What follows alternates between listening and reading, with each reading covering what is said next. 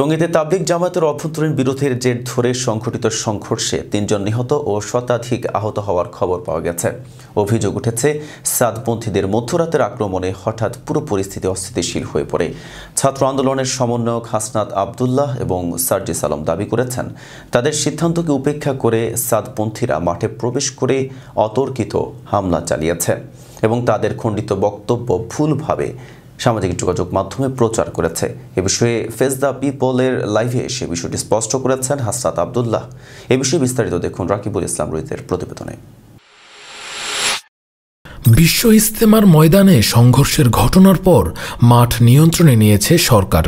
আলমীপন্থী ও মাওলানা সাদ কান্দুলভির অনুসারীদের কেউ মাঠে প্রবেশ করতে পারবেন না। সাদপন্থীদের হঠাৎ মধ্যরাতের আক্রমণে পুরো পরিস্থিতি অস্থিতিশীল হয়ে পড়েছে।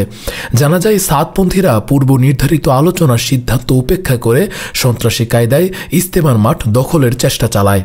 মূলধারার তাবলিগের সদস্য সূত্রে জানা যায়, এই আক্রমণের পেছনে সাদপন্থীদের কয়েকজন শীর্ষ নেতার ইন্ধন রয়েছে। অভিযুক্তদের মধ্যে ডেইলি স্টারের সম্পাদক মাহফুজ আনামের আত্মীয় উসামা, সৈয়দ আনোয়ার আবদুল্লাহ এবং মুয়াজ বিন নূরের নাম উঠে এসেছে। অভিযোগ রয়েছে, তারা হামলার পরিকল্পনা ও বাস্তবায়নের নির্দেশ দিয়েছেন।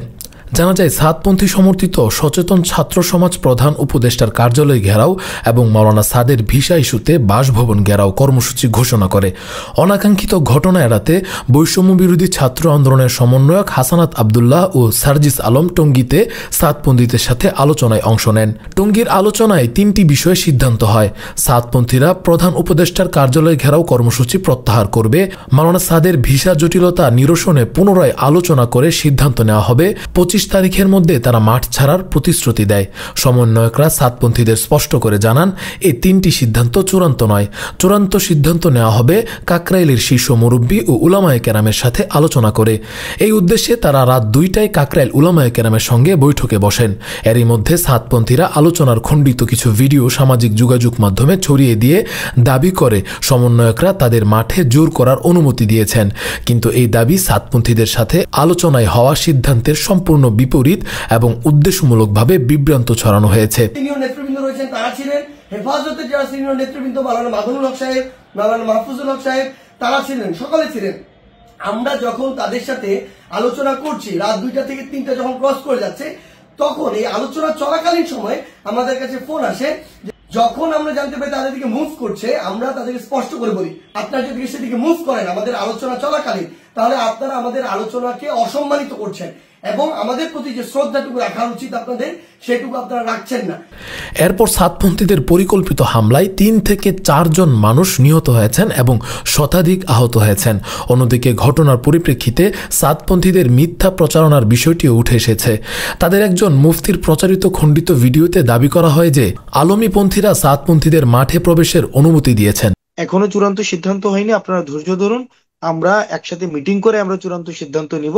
সুতরাং সেই পর্যন্ত কোনো আংশিক কোনো ভিডিও আপনারা ছড়ানো থেকে বিরত থাকুন। কোনো আংশিক কোনো ভিডিও ছড়ানোর কোনো প্রয়োজন নেই। এই বিষয়টা আমরা বলেছি, উনাদের উপস্থিতিতেই বলেছি। এবং সেক্ষেত্রে যেটা হয়েছে যে উনারা বলেছেন যে ঠিক আছে, আমরা ভিডিও ডিলিট করে দিচ্ছি। এটা আসলে খুবই অপ্রত্যাশিত, কারণ আলোচনাটা চলছিল। এক্ষেত্রে 2টা সমস্যা হয়েছে। এক হচ্ছে এখানে আমাদেরকে ভিলেন বানানো হয়েছে যে আমরা একটা পক্ষকে আমরা সমর্থন দিয়ে এসেছি, বিষয়টা মোটেই এমন। এদিকে বুধবার দুপুরে স্বরাষ্ট্র মন্ত্রণালয়ের সভাকক্ষে স্বরাষ্ট্র উপদেষ্টা সহ 7 জন উপদেষ্টার সঙ্গে বৈঠক শেষে ব্রিফিংয়ে হেফাজতে ইসলাম বাংলাদেশের যুগ্ম মহাসচিব মাওলানা মামুনুল হক তাবলিগ জামাতের সাদপন্থীদের সন্ত্রাসী সংগঠন হিসেবে আখ্যা দিয়ে নিষিদ্ধের দাবি জানিয়েছেন। তাছাড়া বিশ্ব ইজতেমার ময়দানে সংঘর্ষের ঘটনার পর মাঠ নিয়ন্ত্রণে নিয়েছে সরকার। আলমীপন্থী ও মাওলানা সাদ কান্দুলভির অনুসারীদের কেউ মাঠে প্রবেশ করতে পারবেন না বলে সিদ্ধান্ত নেওয়া হয়েছে। ইসলামের স্বার্থে কোনো পক্ষকে উস্কানিমূলক বক্তব্য দেওয়া থেকে বিরত থাকার আহ্বানও জানানো হয়েছে। বিশৃঙ্খলা এড়াতে কাকরাইলে আলেমদের সম্মেলন এখনও চলমান রয়েছে। তাবলিগ জামাতের এই দ্বন্দ্ব ধর্মীয় সম্প্রীতি নষ্ট করছে এবং দেশের স্থিতিশীলতার জন্য হুমকি হয়ে উঠেছে। আলমীপন্থী উলামায়ে কেরাম সবাইকে শান্ত থাকার আহ্বান জানিয়েছেন এবং জানিয়েছেন তাবলিগ সহ সব ধর্মীয় ইস্যু আলেমদের নেতৃত্বে মীমাংসিত হবে। ধর্মপ্রাণ মুসলমানদের প্রতি আহ্বান জানানো হয়েছে যেন তারা শান্তিপূর্ণ উপায়ে ধর্মীয় স্থিতিশীলতা বজায় রাখেন। প্রশাসনকে নিরপেক্ষ থেকে দোষীদের বিরুদ্ধে দ্রুত আইনি পদক্ষেপ নিতে হবে বলে জানিয়েছেন আলেম সমাজ। তাবলীগের মতন একটি আল্লাহ প্রদত্ত মাকবুল কাজ যেন কোনোভাবে ক্ষতিগ্রস্ত না হয়, সরকার এই বিষয়ে একটি সুন্দর সমাধান করবেন বলে দেশের মানুষ আশা করছে। Rakibul Islam Rais, face the people, desk report.